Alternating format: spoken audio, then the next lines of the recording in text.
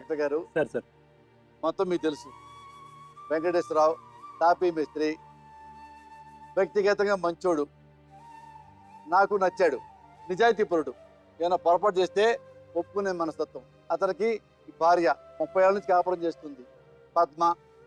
కొడుకు పెళ్ళయింది, వెంకటేశ్వర కొడుక్కి. వెంకటేశ్వర కూతురు ఈమెకి ఆల్రెడీ ఆయన మనవడు, ఇంకో మనవడాలు ఉంది. ఏమో తెలియకుండా ఈ అమ్మాయిని చారతీశాడు. ఈ అమ్మాయికి 2 పిల్లలు పుట్టారు. ఎందుకంటే వెంకటేశ్వరుకి వీళ్ళు కాకుండా మధ్యలో ఒక అమ్మాయితో సంబంధం ఉందంట. ఏ అమ్మాయిలతో ఉందో ఎంతమంది ఉందో తెలియదు, మనకి ఉంది అని వీళ్ళు మొత్తం కుటుంబం మొత్తం చెప్పారు. రమ గురించి ఏం తెలిసిన, రమ నిన్న ఒక మాట అడుగుతా, నాకు నిజం కరెక్ట్ చెప్పు, నువ్వు ఎప్పుడైనా వెంకటేశ్వరుని కొట్టావా?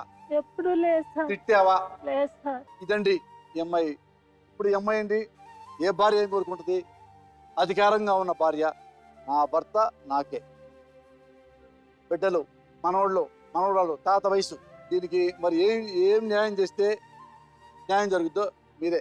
సార్ ఇప్పుడు పరిస్థితి ఎలా ఉంది అంటే కనుక, ఎవరి కోట వాళ్ళు కట్టుకున్నారు. అంటే 30 సంవత్సరాల పాటు సంసారం చేసి ఆవిడ తన స్థాయిని బలపరుచుకునేటటువంటిది. అలాగే 17 సంవత్సరాల పాటు పెళ్లి చేసుకున్నావు, కాపురం చేసుకున్నావు, నువ్వు పెళ్లి 2 పిల్లల్ని కానీ నీ యొక్క స్థానాన్ని బలపరచు. అయితే ముందు వెంకటేశ్వరరావు గారి గురించి మాట్లాడుకునే ముందు రమాదేవి ఒక మాట అన్నావు ఇందాక. అంటే నీకు ఇప్పుడు ఉన్నటువంటిది ఏకైక కర్తవ్యం ఏదైనా 6 100 106 కూడా నీ స్థానాన్ని బలపరచుకోవాలి, నువ్వు ఉన్న స్థితిని బలపరచుకోవాలి, నీ పిల్లల యొక్క భవిష్యత్తును కాపాడుకోవాలి అనేటటువంటి ఉద్దేశంతో వెంకటేశ్వరరావు గారిని కాపాడుకునేటటువంటి ప్రయత్నం నువ్వు చేస్తున్నావు. అది నీ మనస్సాక్షికి తెలుసు. అప్పుడు ఏం జరిగింది, ఎటువంటి సందర్భంలో అతను నిలదీసి కొట్టడం అన్నది జరిగింది, అతను ఏం చేశాడు అన్నది నీ మనస్సాక్షికి తెలుసు. కానీ అది నువ్వు ఒప్పుకోవట్లేదు. ఎందుకు ఒప్పుకోవట్లేదంటే కనుక, ఈరోజు నలుగురు ముందు అతనికి ఇటువంటి వ్యవహారం ఇంకోటి కూడా నడిచింది అంటే కనుక నీ స్థానానికే అసలు ప్రస్తుతమే ఒక దిక్కులేనటువంటి పరిస్థితి. ఈ పరిస్థితి ఇంకా దిగజారిపోయేటటువంటి పరిస్థితి ఎప్పుడు వస్తుంది అంటే కనుక, ఆ క్యారెక్టర్ని కూడా ఇక్కడ తీసుకొచ్చి, అవునండి నేను చూశానండి, చూసిన తర్వాత అతను నిలదీశానండి, కొట్టడం జరిగింది అనేటటువంటి అంశాన్ని నువ్వు ఇక్కడ తేవట్లే. మేము చేసినటువంటి ఎంక్వైరీస్లో మాకు తెలిసినంత వరకు ఏది నిజం ఏది అబద్ధం అన్నది మాకు తెలుసమ్మా. ఆల్రెడీ తెలిసిన తర్వాతే ఒక్కసారి నీ నోటు వెంట ఒక మాట వినాలి అనేటటువంటి ఉద్దేశంతో మేము అడగటం జరుగుతుంది. వెంకటేశ్వరరావు గారు ఇక్కడికి వచ్చి కూర్చున్న దగ్గర నుంచి వీళ్ళంతా ఒక పార్టీ అండి, నేను ఒక్కడనే ఒక పార్టీ అండి, ఈరోజు ఎందుకు ఇలా వ్యవహరిస్తున్నారో మాకు అర్థం కావట్లేదు, ఇల్లు ఇచ్చాను, ఇక్కడో ఇల్లు ఇచ్చాను, అక్కడో ఇల్లు ఇచ్చాను, ఇన్నాళ్ళు సుఖంగానే ఉన్నారు, మరి ఇప్పుడు ఎందుకు ఇవి నన్ను నడిబజార్కి ఈడ్చింది అనేటటువంటి అంశాన్ని నెంబర్ 1 ఒకటి లేవనెత్తారు. సార్ గట్టిగా అడిగి, ఏమయ్యా దీనికి ఆధారం ఏది, దానికి ఆధారం ఏది, లేదంటే ఇది నిజమా అదాబద్ధం అనేటటువంటి మాట సార్ ఎత్తేటప్పటికి, సరే సార్ తప్పు నాదే తప్పు నాదే తప్పు నాదే అని అంటే ఇప్పుడు ఇక్కడ మీ గురించి ఆలోచిస్తే కనుక, సార్ ఇందాక చెప్పినట్టుగా ఒక నిజాయితీ అయినటువంటి వ్యక్తి. ఏ విధంగా నిజాయితీ? ఆ పనిలో నిజాయితీ. పెళ్ళిళ్ళు చేసుకోవటంలో, పిల్లలు కనటంలో మాత్రం నిజాయితీ అనేటటువంటి అంశాన్ని నేను ఒప్పుకోను. నెంబర్ 1. ఎందుకంటే ఇప్పుడు కోమలను పెళ్లి చేసుకున్నాడు, కోమలు కూడా పిల్లల పొట్ల, మళ్ళీ 3వ అమ్మాయిని చేసుకోవచ్చా? మరి నీ కొడుకు బుద్ధి ఉండాలి కదా. కొడుకు అయితే బిడ్డ అయితే. ఈ కథలో పెళ్లి కొడుకు పేరు సోమిరెడ్డి, 2వ అమ్మాయి కోమల, ఆ కోమల తండ్రి పేరు కూడా సోమిరెడ్డి. ఈ కథలో ఈ గొడవల్లో ఓ పెద్ద మనిషి వచ్చారు, ఆ పెద్ద మనిషి పేరు కూడా సోమిరెడ్డి. ఇప్పుడు ఆ పెద్ద మనిషి సోమిరెడ్డి గారిని పిలుద్దాం. సోమిరెడ్డి గారు,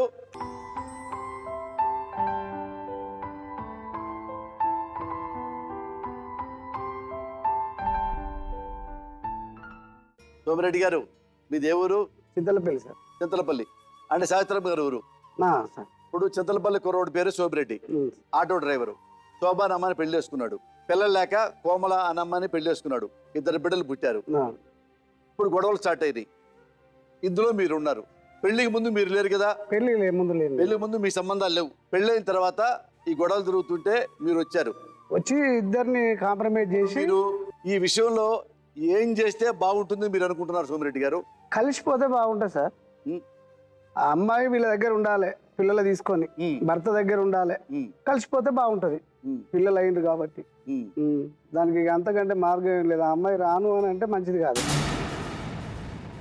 ఇంత దూరం 11 ఏళ్ళ పిల్లలు అయిన తర్వాత కూడా నేను ఎక్కడో ఉంటానంటే అట్లా అంటే ఎట్లుంటుందండి? వాళ్ళు ఇప్పటిదాకా ఖర్చులు పెట్టి అన్ని చేసి పిల్లలను కూడా 11 సంవత్సరాల దానికి పోషించినట్టే కదా. ఇప్పుడు కూడా వారి దగ్గర ఉండాలి. అది పిల్లలు లేకనే చేసుకునే. ఇప్పుడు ఆమె సొంత నిర్ణయం తీసుకుంటే మంచిగా ఉంటుంది కదా సార్. సోమిరెడ్డి గారు మిమ్మల్ని క్వశ్చన్ వేస్తా. సార్ ఒక అమ్మాయిని పెళ్లి చేసుకున్నాడు రెడ్డి గారు, పిల్లలు పుట్టినంత మాత్రాన ఇంకొక అమ్మాయిని పెళ్లి చేసుకుని బిడ్డలు కనాలా? కన్నాడు. 2 అమ్మాయిని పెళ్లి చేసుకున్నాడు. సపోజ్ ఆ అమ్మాయి కూడా బిడ్డలు పుట్టలేదు అనుకోండి, వాడికి మరి 3 అమ్మాయి నుంచి కూడా పెళ్లి చేస్తారా బిడ్డల కోసం? అది చేయకూడదు. తప్పు కదా. 2వ పెళ్ళి తప్పు కదా. 2వ పెళ్ళి తప్పు. సపోజు సోమిరెడ్డికే బిడ్డలు పుట్టనుకోండి, సోమిరెడ్డి భార్య ఉంది శోభ ఇంకొక 3 పెళ్లి చేసుకోవచ్చా? చండాలకు ఉండదు. మరి గలీజ్ పడినప్పుడు మన జడ్జిమెంట్ ఇవ్వద్దు. ఏది ఆమె పెళ్ళి 2 బిడ్డలు కన్నారు, ఆమె తెచ్చి ఉండాలి, ఇక్కడ కలిసి ఉండరు. ఎంత 2వ పెళ్లి చేసుకున్నా 2 బిడ్డలు కన్నా కానీ ఆ అమ్మాయి మనసులో కోపం ఉంటుంది. తనకు బిడ్డలు పుట్టలా, దానికి పుట్టాడు, ఎవరి నుంచి నా 3 దాన్నే ప్రేమిస్తాడేమో, ఆ పిల్లలు ఎక్కువ ప్రేమిస్తాడేమో, నన్ను మర్చిపోతాడేమో, అది తెలియకుండా ఆడదాని మనసులో ఉంటుంది సోమిరెడ్డి గారు. అదే ఒక భార్య ఒక భర్త గొడవలవు. మనం ఏ ఆడదాన్ని కూడా ఇద్దరిలో ఈ అమ్మాయి తప్పు అంటే హక్కు లేదు మనకి. 2 భార్యలు కదా, ఒక భర్త. ఈ ముగ్గురులో ఎవరు తప్పు అయి ఉంటుంది సోమిరెడ్డి గారు? సోమిరెడ్డి తప్పు చేసి ఉంటాడు. ఏం చేశాడంటే ఇప్పుడు ఇద్దరికి ఇప్పుడు ఒక కొన్ని రోజులు ఆమె దగ్గరికి, కొన్ని రోజులు ఈమె దగ్గరికి, ఇప్పుడు రోజు కలిసి ఉండేటట్టు లేదు కదా. ఇప్పుడు ఏదో కొంత వాళ్ళకు ప్రేమలు అనేది కొన్ని రోజులు అటు కొన్ని రోజులు ఇటు కావాలి అనేది జరిగింది. బాగా చెప్పారు. అట్లా దాంతోనే ఇప్పుడు మీరు ఇంతకు ముందు అన్నది ఉన్న చూడండి, అది మనసులోన పెరిగిపోయింది, పెరిగిపోయింది. అట్లా 6 సంవత్సరాలు ఆమెతో ఉన్నాడు. ఆమె తర్వాత మళ్ళీ ఈమె ఏం చేసింది, ఈమె ఇప్పుడు మొత్తం ఈమెతోని, ఇప్పుడు శోభతో మళ్ళీ ఈ పక్క వచ్చాడు కాబట్టి వీడి మీద కోపం పిల్లలు ఉన్నప్పుడు సప్లై చేయకుండా అనగబడి ఉండాలి. ఈమె లాస్ట్కు నన్ను ఏమన్నదంటే, ఆ అమ్మాయిని మాకు దత్తత చేయండి, ఏదున్నా ఆమెదే, కానీ అమ్మాయిని నాకు ఇవ్వాలని ఈమె పెట్టుకున్నది. ఈ శోభ. నేను ఇవ్వను అని ఆమె అంటుంది. ఇది అసలు ఇప్పుడున్న ప్రాసెస్. ఆస్తి నీదే, నీ భర్త కూడా నీ ఎమ్మడి ఉండదు, నాకు అభ్యంతరం లేదు. నేను తల్లిని 2 బిడ్డలు కన్నా, నీకు ఎలా ఇస్తాను నేను? ఇంటికి వచ్చినావు నువ్వు మాట్లాడక పెద్ద మనిషి మాట్లాడతాడు. ఏమమ్మా ఇప్పుడు బిడ్డల కోమలకి అంది, ఫస్ట్ పెళ్ళకి ఎందుకు ఇచ్చింది బిడ్డల్ని? అంటే నీ కొడుకు తప్పులేదు. అమాయకుడు నువ్వు, అమాయకురాలివి. 2 లక్షలు కట్టం అడిగావు, ఆయన అమాయకురాలివే. నువ్వు బిడ్డలు కన్నావు, ఇంత ఘోరంగా మాడతావా? బిడ్డ లేదు కదమ్మా. అట్లా ఫస్ట్ పిల్లని చంపాలి, అత్తని చంపాలా? చంపని అడుగు, ఇదే పెద్ద మనిషి అందా? ఆయన పత్తాడు, వాడు చెప్పాడు, వీడు చెప్పాడు కదా, నువ్వు విన్నావా? ఒక అమ్మాయితో అక్కడ సంబంధం పెట్టుకున్నాడు సార్ మా ఆయన.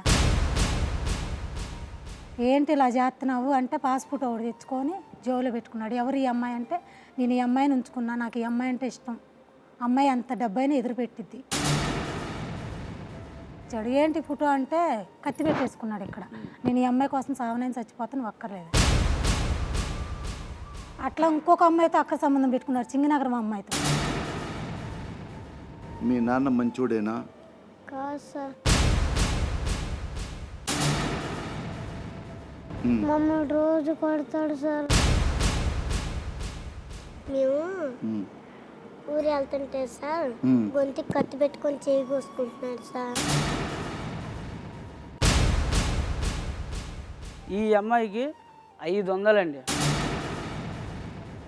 ఆ అబ్బాయికి 500 కోసం వెళ్ళిందంటండి ఈ అమ్మాయి. 5 సంవత్సరాలు అవుతుందయ్యా నువ్వు వదిలేసి అంటే, ఆ అమ్మాయిని 5 సంవత్సరాలు అవుతుందండి నువ్వు వదిలేసి, అందుకే ఈ అబ్బాయిని పెట్టుకుని ఉంటుందంటే ఈ అమ్మాయి. మా ఆయనకి 500 ఇచ్చాడు, నీ వదిన వచ్చింది, మమ్మల్ని ఏం చేయమంటావు, నీ వదినకి చెప్పుకోనని అడిగిందా.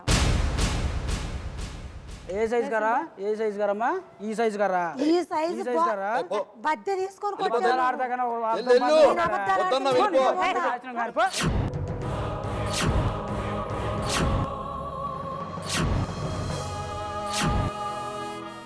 ఉమ్ముస్తావేంట్రా ఇక్కడ ఉమ్ముస్తావేంట్రా